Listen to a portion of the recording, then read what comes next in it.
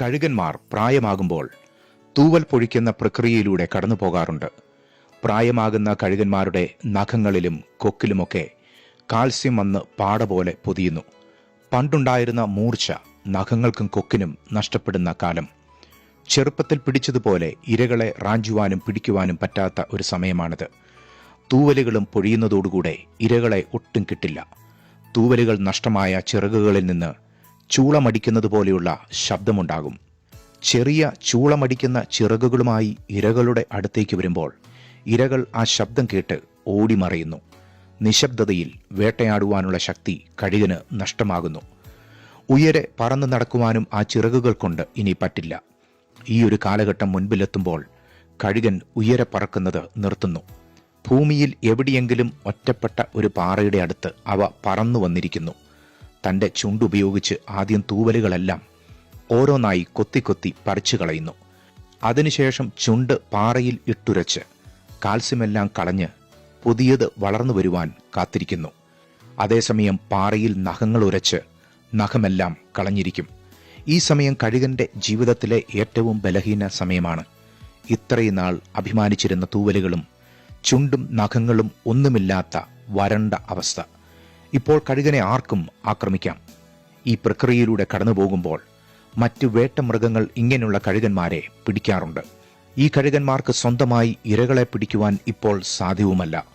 ഈ കാലത്ത് അനേകം കഴുകന്മാർ ഭക്ഷണമില്ലാതെ തണുപ്പും മറ്റുമേറ്റ് ചത്തുപോകാറുണ്ട്. എന്നാൽ അതിജീവിക്കുന്ന കഴുകന്മാർക്ക് അത്ഭുതങ്ങൾ സംഭവിക്കും. ഒരു ദിവസം പതുക്കെ തൂവലുകൾ കിളിർക്കുന്നു. നഖങ്ങൾ മെല്ലെ വളരുന്നു. ചുണ്ടുകൾ പതുക്കെ മൂർച്ചയുള്ളതാകുന്നു. പണ്ടത്തേതിലും മൂർച്ചയുള്ളതാകുന്നു. അന്ന് ഒടുവിൽ ആ ദിവസം വന്നെത്തും. ആ പാറയുടെ മുകളിൽ പുത്തൻ ചിറകുകളും പുതിയ കൊക്കും പുതുപുത്തൻ നഖങ്ങളുമായി പറക്കുവാൻ തയ്യാറായി നിൽക്കുന്നു. ഉദിച്ചുവരുന്ന സൂര്യകിരണങ്ങൾ തട്ടുന്ന സമയം ആ കഴുകൻ ചിറകടിച്ച് പറക്കുന്നു. പഴയ കഴുകനായല്ല, എന്നാൽ ഇരട്ടി ശക്തി പ്രാപിച്ച ഒരു കഴുകനായി. നമ്മുടെ ജീവിതത്തിൽ നമ്മുടെ ചിറകുകളുടെ ശക്തിയും നഖത്തിൻ്റെയും ചുണ്ടുകളുടെയും മൂർച്ചയൊക്കെയും നഷ്ടപ്പെടുന്ന കാലഘട്ടമുണ്ട്. നാം ഉദ്ദേശിക്കുന്ന പോലെ ജീവിതം വരാത്ത സമയങ്ങൾ. അന്നേരം നമുക്കാവശ്യം ഒരു പുതുക്കമാണ്. പുതുക്കുവാൻ നാം തകരണം. നാം ഒന്ന് തൽക്കാലത്തേക്ക് മറഞ്ഞിരിക്കണം. നമ്മുടെ ജീവിതം തകർന്നതുപോലെ തോന്നിക്കും വിധം നാം ഒന്ന് മറഞ്ഞിരിക്കണം. നാം മറഞ്ഞിരിക്കേണ്ടത് അത്യുന്നതമായ പാറയാകുന്ന ദൈവസന്നിധിയിലാണ്. അവിടെ കാത്തിരിക്കുന്ന ആരും ശത്രുക്കളാൽ സംഹരിക്കപ്പെടുകയില്ല. അവിടെ നാം നുറുങ്ങണം. അവിടെ നാം ഒന്നുമില്ലാതാകണം. എന്നാൽ അവിടെ നിന്നും ഒരു പുതുക്കമുണ്ട്, കുതിപ്പുണ്ട്. ഈ സമയം കടന്നു പോകുന്നവരെല്ലാം നമ്മെ പരിഹസിക്കും. നിന്റെ ജീവിതം അവസാനിച്ചു എന്ന് പറഞ്ഞ് പലരും തലകുലുക്കും. എന്നാൽ നീ തകർന്നു എന്ന് അവർ ചിന്തിച്ചാൽ അവർക്ക് തെറ്റി.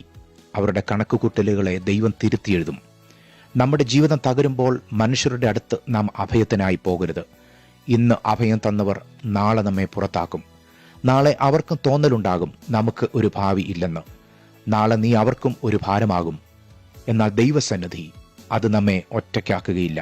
സ്നേഹിത, നിനക്കാവശ്യം ഒരു പുതുക്കമാണ്. പുതുക്കത്തിനായി തകരൂ. ആ തകർച്ച ഇരട്ടി ശക്തിയോടെ കുതിച്ചു കയറുവാനാണ്. ബാല്യക്കാർ ക്ഷീണിച്ച് തളർന്നു പോകും. യൗവനക്കാരും ഇടറി വീഴും. എങ്കിലും ദൈവത്തിനായി കാത്തിരിക്കുന്നവർ ശക്തിയെ പുതുക്കും. അവർ കഴുകന്മാരെ പോലെ ചിറക് അടിച്ചു കയറും. അവർ തളർന്നു പോകാതെ ഓടുകയും ക്ഷീണിച്ചു പോകാതെ നടക്കുകയും ചെയ്യും. വീഴുമ്പോൾ താങ്ങും എൻ പ്രിയൻ, കരയുമ്പോൾ മാറിൽ ചേർക്കും താൻ, തോളിലേറ്റും കണ്ണീരൊപ്പും